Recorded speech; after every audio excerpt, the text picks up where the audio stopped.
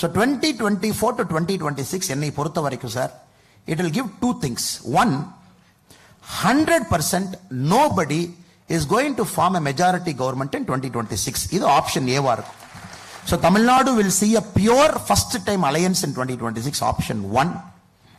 Or if parties like BJP, if we properly manage the period between 2024 to 2026 in a very professional way, if we do lot of hard work, if BJP is able to generate lot of grassroots leaders in all the 234 assembly constituencies, party is able to present you candidates at least 500 days before, not 1 week before, not 10 days before.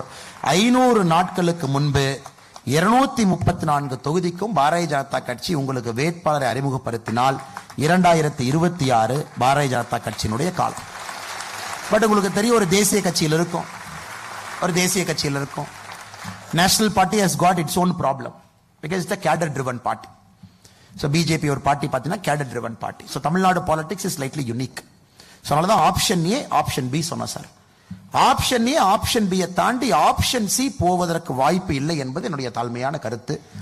திரும்ப we will not see one party in Tamil Nadu who will say I got 118, I got 130, I got 150. That is gone sir. 2021 முடிஞ்சு போச்சு.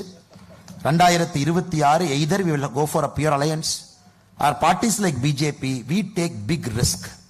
We completely redo our playbook. We completely reimagine our politics. We put our candidates 500 days before the model code of conduct. Then it is BJP's election sir. அதனால எப்படி அது போகுதுன்னு பொறுத்திருந்து பாப்போம் sir.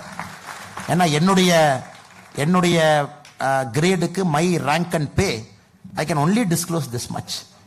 Then everybody has to take that extra bit of courage. எல்லாரும் அந்த extra bit of risk தமிழ்நாடுக்காக எடுக்கணும். But the party is ready, the cadres are ready. We believe it is our time. So I see a wonderful future for Tamil Nadu people.